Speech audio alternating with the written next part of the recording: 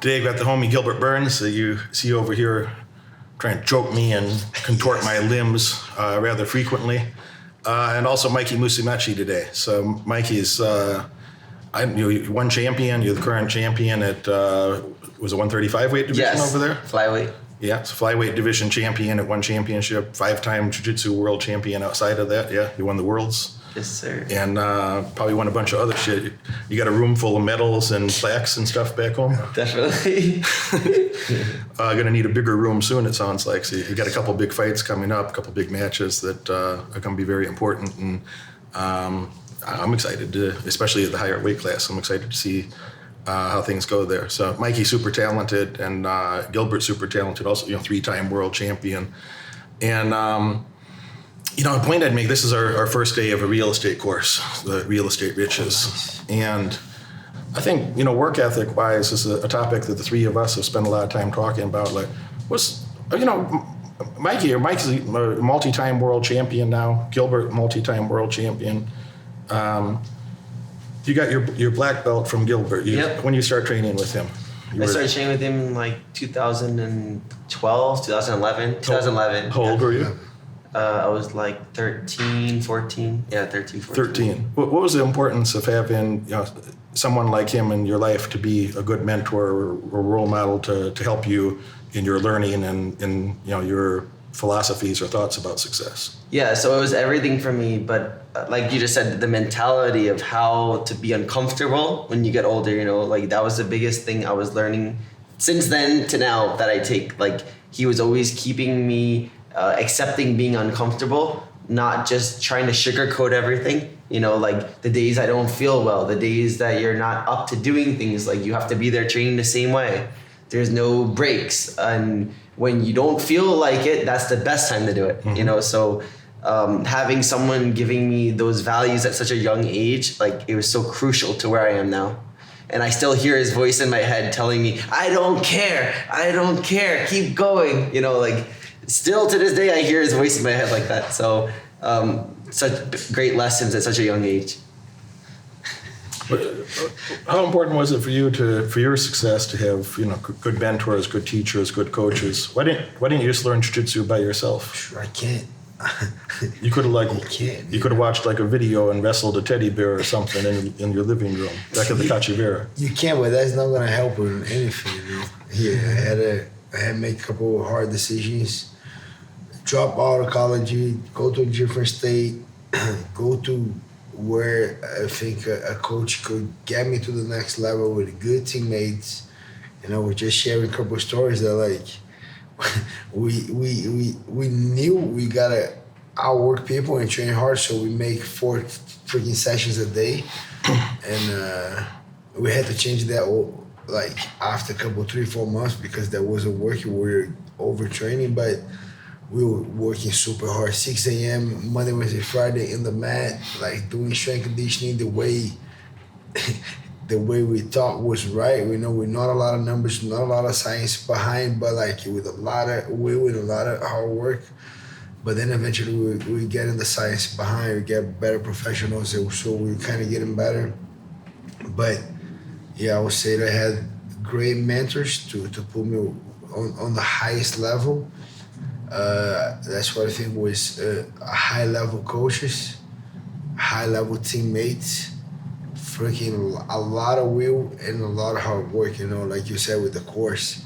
It's kind of like around 5 hours a day, right? Less. Around that. Yeah. Less. 4 hours a day, 3.5. That time when I was training was 1 hour, 6 a.m., a little rest, hour and a half, 10 a.m., little rest again, another hour and a half at 3 p.m. and another hour and a half at 8 p.m. So yeah, it was crazy. Which is 5 hours and a half a day, every day. Mm-hmm. A little break on Sunday, but still getting after with the high level guys. And there was a war every single session. We literally tried to choke each other out or break our partner's arm or leg or anything, and it's smashing this guy's face and being mean and talking putting these guys down and having a mental battle and going to the tournaments so every other weekend and fighting different guys. And then, yeah, it wasn't easy, but I think what made it was a ton of commitment, hard work. It's a cliche, but it is. A lot of hard work, a commitment, a decision that I'm going to do it and do it. Good teammates, a high-level teammates, and a high-level mentor and coach. I think that makes a lot of sense, and I agree with that list of things. But there's some people out there that think like hard work is enough. So I'm going to work hard. I'm going to work really hard. Like if you're working hard on the wrong things, for sure, you literally can be making your life worse. For sure. Yeah. If you're working hard on making bad habits, you literally can be making your life worse. We can make an easy example. Like if you don't have a GPS, right? Back in the days, no GPS, no phones, and I want to go to Florida. I need to drive all the way to Florida. And I'm very motivated. Yeah, fuck it, we go to Florida. And then I just get on the freaking first principal straight here, and then I go straight. Very motivated. Yeah, let's go. We're gonna make it. And then I start asking questions. The guy, in about 5 miles, you're gonna make a turn, and then I don't see it, and then I keep going. It's gonna take forever You're to like, fuck get it, I'm gonna keep Florida. going. Yeah, I don't care. Let's go, and keep going. Pretty soon you're in Missouri, I'm not gonna make it, right? Oklahoma. Yeah, but if I do the right map, like, okay, we're gonna stop, okay, we're going to that gas station, we're gonna stop right here, okay, that amount of gas is gonna keep me all the way there, then I'm gonna stop, take a little coffee, do it there, and then if I organize and make a plan, with the motivation, with the good plan, I think I'm gonna get there quicker, right? Than if I just You get to Tijuana, turn around. You went the wrong It's way. gonna be way more work when eventually I find out that I'm wrong. Oh, you're being 5 hours in the wrong direction. Shit, like it puts extra hour on my travel, so it's gonna take forever to get there, right? Yeah, and that's what you're saying is something that you'll get somewhat immediate feedback that 5 hours later you'll learn that you made a mistake 5 hours ago. In real life, when a person makes a mistake, you might not learn for 5 years. It's like, oh, I should have done that differently. Yeah. How do you get those 5 years back? And how much time does it take to unwind the bad habits in your neural pathways and your psychology to then go, rewire yourself to do the right things? Yeah. Do you even still have the willpower to continue to work, to learn the things right after you spent 5 years doing it wrong? Are you done? You're so tired because you've been 5 years that way. You're going to just get 5 more years just to be back where you started. Oh my. Yeah. Right? You're supposed, if you do everything wrong, in 2 years, you should be here. But you got 5 years to that side, 5 years back. And like now we're so freaking tired just because you went wrong and we went back. So you eventually got there, but it took like 14 years. We took like just 2 years with the right information. Yeah, that's what it is. And, we were looking, Gilbert made a couple of comments last night. He's like, show Mikey your training schedule. Show Mikey your training schedule of what I did the last couple of years, 2022, 2023, 24. I was training like 19 days a month on average with no time off, no week, never took a week off for like 18 and a half, 19 months. But yeah, that my body was very fatigued. My brain can keep up. My body is getting very fatigued over that time, And even some pretty hard people, Henry and Claudia and some other people, they're very psychologically tough people. They're like, hey, you got to take a week off once in a while. You got to take a week off, 3 times a year maybe, and let your body heal. But yeah, I think even the little time you spend training with time spent with high quality coaches that you feel very confident, like, oh, I'm learning the best way to do this. And I'm learning the macro principles that, not only the micro nuances or the micro details of, physiologically do this, do this, do this, do this, do this, but then those macro principles allow you to when you have the confidence that you're doing a lot of specific things correctly, then you can start to see new opportunities of like, oh, I could do this too. Oh, I could do that too. But I don't think that's true. I'm kind of asking your opinion about this. I wouldn't have the confidence to do that if I didn't believe in those foundations. If the micro principles weren't true, that I'd be like, oh, this makes sense, this makes sense, this makes sense, this makes sense. Then I can take the general macro principle and apply it to new areas because I feel great confidence in the micro principles. Does it make sense how I'm saying that? Yes, definitely. I feel like everything, like anyone can work hard, but what everyone needs is structure, right? If you don't have the structure to get the foundations, then you're just running into a wall. So then all your hard work is for nothing, like Gilbert was saying. So I think that we all need to have structure, and then you put the hours in, and then you're so efficient with your time because everything's about efficiency, right? Mikey spent, I don't know how much time, it's not hours, it's months and years. How much time do you think you spend thinking of the efficiency of breaking feet and ankles and knees? Years. I've been training jiu-jitsu 23 years now. And all I think about, because I'm always competing with people that are training so many hours in a day. So how I'm thinking about it is, okay, they might be training a certain amount of time. I'm thinking, how can I be more efficient with my time? So I'm actually getting more jiu-jitsu in than the people I'm competing against. And again, it's the concept of someone running into a wall while the other person's like getting by without like just wasting time and just killing yourself, you know.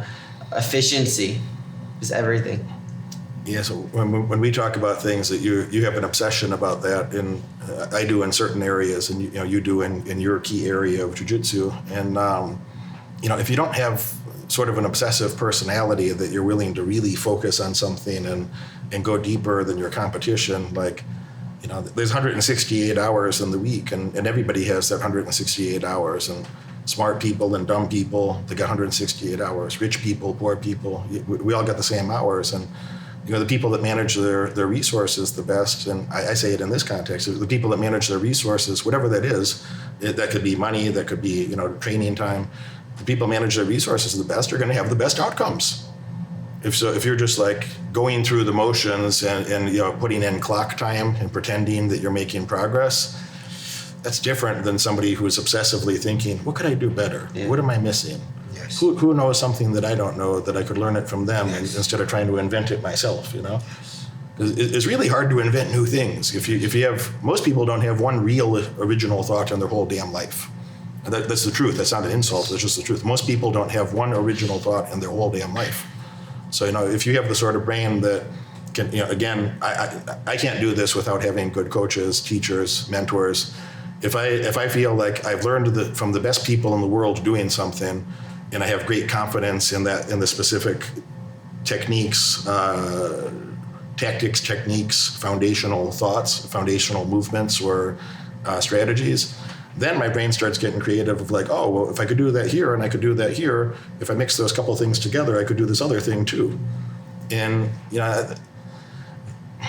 I don't mean to say it in a cocky way, I mean to say it in a sincere way. There's a certain amount of brilliance that goes with that. A lot of people aren't going to be able to make those connections very frequently, but some of you can.